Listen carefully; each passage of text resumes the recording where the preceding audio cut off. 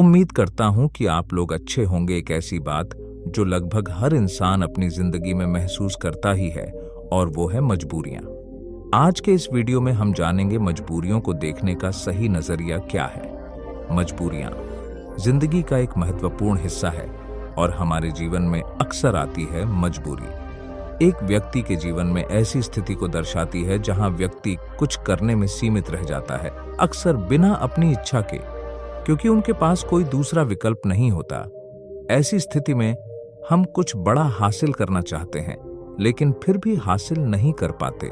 ये एक ऐसी परिस्थिति होती है जहां पर व्यक्ति अपने मन के अनुसार चुनाव नहीं कर सकते और अपने हथियार डाल देते हैं और सोचने समझने की शक्ति कम हो जाती है। मजबूरी में हमें अक्सर वही करना पड़ जाता है जो हमारे सामने रखा गया हो, ना कि वो जो हम करना चाहते हैं। ये मजबूरियां हमारी आर्थिक, सामाजिक, पारिवारिक और व्यक्तिगत स्थितियों से जुड़ी होती है। कुछ लोग मजबूरियों से कोसों दूर भागते हैं और कुछ लोग उनका डटकर सामना करते हैं, मजबूरियों से निपटने के लिए नए तरीके ढूंढते हैं। तो आइए इस कहानी के माध्यम से जानते हैं कि कैसे हम अपने जीवन की एक मजबूरी को एक अवसर में बदल सकते हैं। यह कहानी एक व्यक्ति के बारे में है जो बहुत दुखी था। एक समय की बात है, एक छोटे से गांव में एक आदमी रहता था जिसका नाम राघव था। वह गरीब था और उसके पास केवल एक छोटा सा घर और जमीन थी। उसका जीवन कठिनाइयों से भरा पडीडीचा था और उसकी मजबूरी उसे रात दिन परेशान किया करती थी। अपनी पत्नी और एक बेटा होने के बावजूद वह आदमी बड्ढा ही अकेला महसूस करता। वह मन ही मन सोचता रहता कि मेरे जीवन में कितनी मजबूरियां हैं। मुझे अपने घर का खर्च चलाने के लिए रोज काम पर जाना पड़ रहा है। अगर मैं काम नहीं करूंगा तो मेरा परिवार क्या खाएगा, मेरा घर कैसे चलेगा। मेरे बेटे के जीवन में अच्छा भविष्य लाने के लिए मुझे मजबूरन काम करना पड़ता है। उसे अपना काम एक बोझ लग रहा था और यह सोचकर वह बहुत दुखी था। एक तरफ जहां लोग उसी गांव के तालाब पर मस्ती करने आते और अपने दोस्तों के साथ सुकून भरा वक्त गुजारने आते, वहीं इस आदमी को वहां मजबूरन मछलियां पकड़नी पड़ती ताकि उसके घर के खर्चों में खाने पर होने वाला खर्च कम हो सके और उसका परिवार यह तालाब से पकड़ी हुई मछलियां खा सके। वह आदमी मजबूर था और वह अपने परिवार को खुश देखना चाहता था, पर उसकी मजबूरियों ने उसके घर से सुख और शांति को खत्म ही कर दिया था। उसे ऐसा लग रहा था कि अपने जीवन में इतने सारे कमियों के कारण वह कभी खुश नहीं रह पाएगा। एक दिन इसी बात से परेशान होकर वह एक पीपल के पेड़ के नीचे बैठकर रो रहा था। तभी एक संत उसकी ओर आ रहा था। संत ने देखा कि उसके चेहरे पर बहुत सारे गम थे। उस संत ने देखा कि वह व्यक्ति दुखी होकर फूट फूट कर रो रहा था। संत ने उस व्यक्ति के पास जाकर पूछा, क्या हुआ बेटा, तुम इतने क्यों परेशान हो? उस आदमी ने संत की ओर देखा। वह संत साधारण कपड़ों में था और उसको देखकर व्यक्ति सोचने लगा, भला यह संत क्या मदद कर पाएगा। मेरी व्यक्ति ने उससे कहा, तुम तो एक संत हो, भला तुम क्या मदद करोगे मेरी? मैं पहले से ही अपनी मजबूरियों के कारण काफी परेशान हूं, तुम मुझे अकेला छोड़ दो। संत उस व्यक्ति से कहते हैं, बेटा इतना दुख तुम अकेले क्यों सहन कर रहे हो? मुझे बताओ क्या हुआ, शायद मैं तुम्हारा दुख दूर कर सकूं। वह व्यक्ति उस संत से कहता है, तुम मेरा दुख दूर करोगे? तुम मेरी मजबूरियों से मुझे मुक्त कैसे कर सकते हो? तुम्हें तो खुद नहीं पता मजबूरियां क्या होती हैं। तुम्हें कौन सी मजबूरी का सामना करना पड़ा? अपने जीवन में तुम क्या जानो मजबूरी? तुम्हें किस बात की चिंता? तुम तो काम भी नहीं करते, तुम्हें किसी परिवार का ध्यान भी नहीं रखना। मुझे तो दिन रात काम करके अपने परिवार की जिम्मेदारी उठानी पड़ती है। संत उस आदमी के कड़वे शब्द सुनकर भी शांत रहे।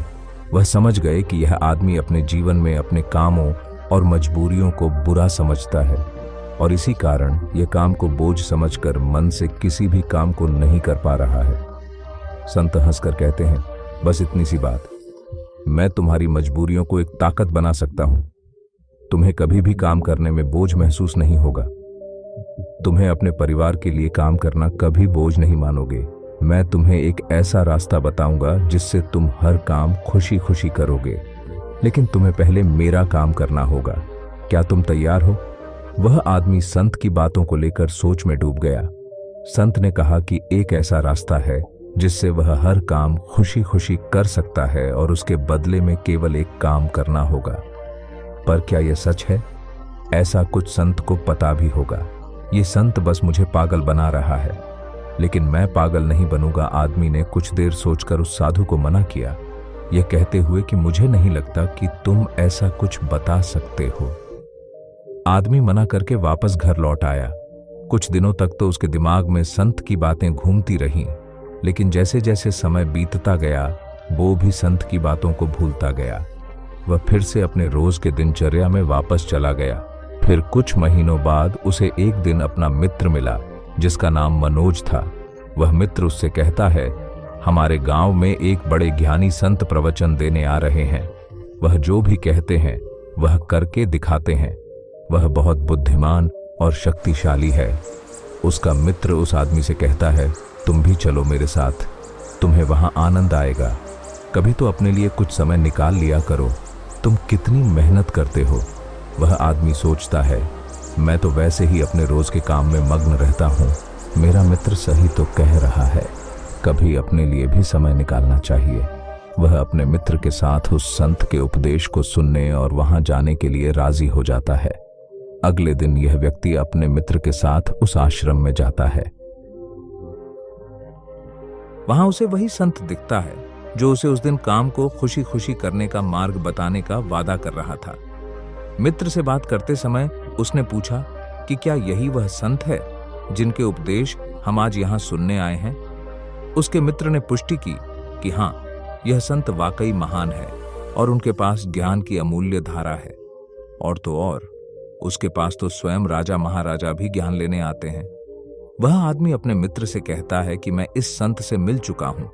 फिर वह आदमी अपने मित्र को सारी बात बताता है। उसका मित्र पूरी बात सुनकर कहता है, अगर यह संत ने तुम्हें वचन दिया है तो अवश्य ही वह उसे पूरा करेंगे। तुम्हें उनसे फिर से मिलना चाहिए। आदमी फिर मन ही मन ये सोचता है कि क्या मेरा अब उनसे मिलना ठीक रहेगा? मैं उन संत के पास जाऊं कि नहीं? वह मेरे बारे में क्या सोचेंगे? परंतु अब उसके मन में यह विश्वास था कि वह संत उस दिन उसे पागल नहीं बना रहे थे। और अगर थोड़ी सी भी उम्मीद है कि मैं एक ऐसा रास्ता जान जाऊंगा जिससे मुझे कोई भी मजबूरी, कोई भी पीड़ा छोटी लगने लगेगी और मैं उस काम को खुशी खुशी करूंगा, तो यह मुझे जानना ही है। फिर भले ही मुझे उन संत के सामने शर्मिंदा ही क्यों ना होना पड़े, चाहे कुछ भी हो, मैं इस मौके को अपने हाथ से जाने नहीं दूंगा। यही सोचकर वह आदमी उन संत से मिलने का निश्चय करता है। उपदेश समाप्त होते होते शाम हो चुकी थी। जैसे ही वह उपदेश समाप्त हुए, सब लोग आश्रम से बाहर जाने लगे। वह आदमी उस संत के पास जाता है। वह आदमी कहता है, गुरुदेव, क्या आपको याद है, मैं आपको मिल चुका हूं, मुझे माफ करना। मैंने आपको उस दिन काफी भला बुरा कहा और मैं उस वजह से बहुत शर्मिंदा भी हूं। मुझे बहुत पछतावा हो रहा है, परंतु क्या आप मुझे वह मार्ग बता सकते हो जिससे मैं खुशी खुशी काम करूं? मैं आपका कोई भी काम करने के लिए तैयार हूं। संत हंसते हुए कहते हैं, हाँ, मुझे याद है, तुम वही आदमी हो जो उस दिन दुखी हालात में मुझे मिला था। ठीक है, मैं अपना वादा पूरा कर दूंगा, लेकिन अब शाम हो चुकी है और मैं पूरे दिन उपदेश देकर थक गया हूं। तुम मुझे कल सुबह इसी आश्रम के बाहर मिलना। वह आदमी बहुत खुश होता है और कहता है, जी गुरुदेव, मैं कल सुबह आपसे मिलने आ जाऊंगा। सुबह होते ही वह आदमी उस आश्रम के बाहर उस संत से मिलने जाता है। जब वह आदमी वहां पहुंचता है तो गुरु दरवाजे पर रुके होते हैं। वह व्यक्ति उन संत के पास जाता है और कहता है, गुरुदेव, मैं तैयार हूं। संत उस व्यक्ति से कहते हैं, बेटा, मुझे अपना वादा याद है जो मैंने तुमसे किया था, परंतु तुम्हें समझने के लिए मुझे तुमसे काम करवाना पड़ेगा। वह आदमी उस संत से कहता है, जी गुरुदेव, मैं कुछ भी करने के लिए तैयार हूं। आपका काम क्या है जो मैं कर सकता हूं, मुझे बताइए। वह संत उसे पास के तालाब के पास ले जाते हैं। वहां एक बड़ा सा पत्थर था जो पानी के बहाव को रोक कर बैठा था। संत उस व्यक्ति से कहते हैं, बेटा, क्या तुम्हें यह पत्थर दिख रहा है जो पानी के बहाव को रोक कर बैठा हुआ है? व्यक्ति कहता है, जी। फिर संत कहते हैं, तुम्हें इस पत्थर को यहां से हटाना है। जैसे ही तुम इस पत्थर को हटाओगे, तुम्हें तुम्हारे प्रश्नों के उत्तर मिल जाएंगे। व्यक्ति कहता है, लेकिन गुरुदेव, ये कैसे मुमकिन है? ये तो इतना बड़ा पत्थर है। मैं इसे कैसे हटाऊंगा? और फिर इस पत्थर को हटाने से मेरे जीवन की मजबूरियां कैसे हट जाएंगी? मुझे कुछ समझ नहीं आ रहा। संत कहते हैं, तुमने कहा था कि तुम मेरा कोई भी काम कर दोगे। तुम्हें इस पत्थर को हटाना ही पड़ेगा, अन्यथा मैं तुम्हें तुम्हारे प्रश्नों का उत्तर कभी नहीं बताऊंगा। अब मैं अपने आश्रम जा रहा हूं। जब तुम यह काम कर दोगे, उसके बाद तुम मुझसे मिलने आना। इतना कहकर संत अपने आश्रम की ओर बढ़ गए। उस आदमी ने सोचा, मुझे यह समझ नहीं आ रहा है कि गुरुदेव मुझे इस पत्थर को हटाने का काम क्यों दे रहे हैं। लेकिन जो कुछ भी हो, मेरी समस्याओं का हल तो मुझे चाहिए।